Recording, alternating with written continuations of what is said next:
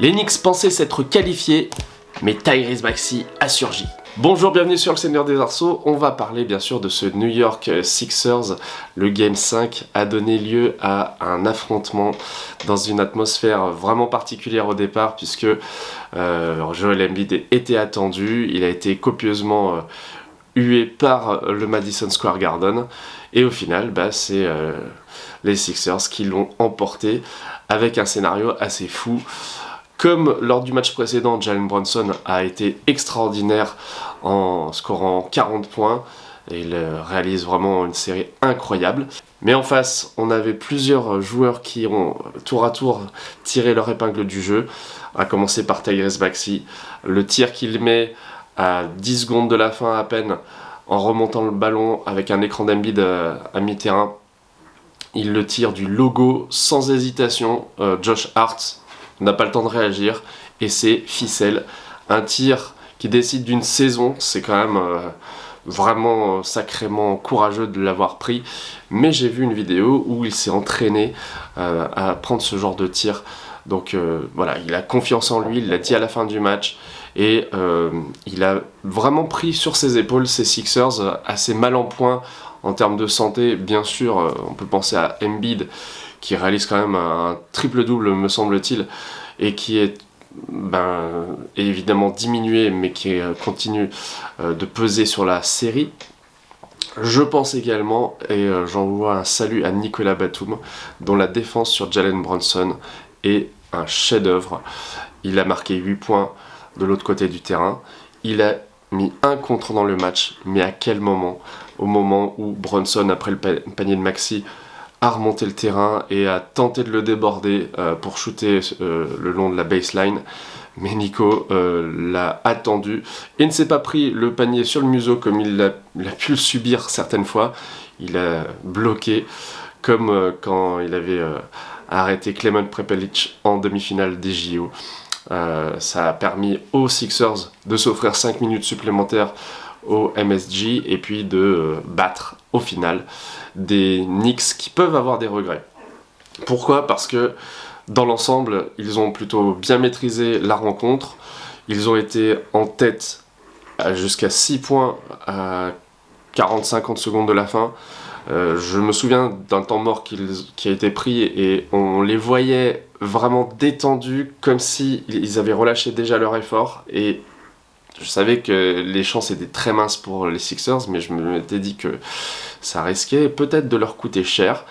Et sur Twitter, je mentionnais aussi les ratés qu'il y a eu du côté de Philadelphie, puisque Maxey, avant d'être le héros de la soirée, a fait un 0 sur 2 au lancer franc, et après un 1 sur 2, et on voyait que l'écart il se tenait entre 1, 2, 3 points maximum entre ces équipes qui ne se lâchaient pas.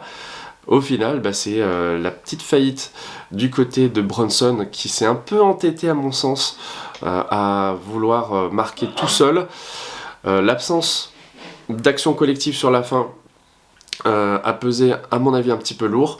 Et puis Josh Hart qui a marqué lui aussi un seul lancer franc sur 2 à un moment où on fait faute sur lui pour arrêter le chrono. Voilà, des petites imperfections comme ça qui mènent à une défaite pour les Knicks. Mais il mène toujours 3-2. Pour Philadelphie, c'est un pas vers l'exploit. Il faudra gagner à la maison. Il faudra ensuite gagner au Madison Square Garden. En sachant qu'à la maison, peut-être que les fans des Knicks vont revenir encore plus nombreux que la première fois. Ça avait pas mal embêté Joel Embiid. En tout cas, moi je trouve que ça a été un match extraordinaire. J'avais hésité un petit peu à me lever pendant cette nuit, mais vu que c'était férié, allez, je me suis dit, je vais voir ce match. Et effectivement, c'était un match à ne pas louper. Je ne sais donc pas qui va remporter cette série. Les Knicks ont encore toutes leurs chances, mais psychologiquement, est-ce qu'ils vont s'en remettre ? Parce que quand on se trouve à 2 doigts comme ça de la qualification, de la victoire, en plus à domicile avec les anciens Knicks, il y avait Pat Ewing sur le bord de terrain, on avait John Starks, Carmelo Anthony, enfin vraiment toutes les stars qui étaient là, qui attendaient de voir ces Knicks performer. On va voir si ça leur sera fatal ou pas. ça sera très intéressant de suivre les aventures de cette série encore. Les Milwaukee Bucks, quant à eux, ne sont pas morts. Ils étaient menés 3-1, ils n'avaient pas leur star Giannis Antetokounmpo et Damian Lillard, et pour la première fois de l'histoire des playoffs, une équipe réussit à gagner sans avoir ses deux meilleurs marqueurs de la saison régulière.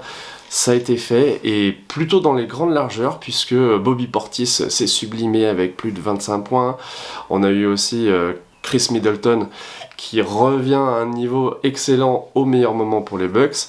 Quant à Pat Beverley, eh ben, il a fait le show, petit double-double, petite embrouille aussi avec Obi Toppin qui a pris une technique à un moment donné.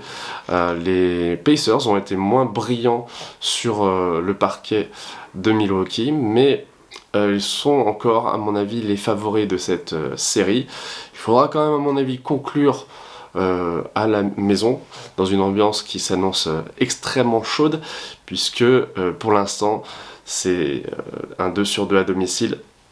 Et ils ont réussi, les Pacers, à arracher un match à Milwaukee.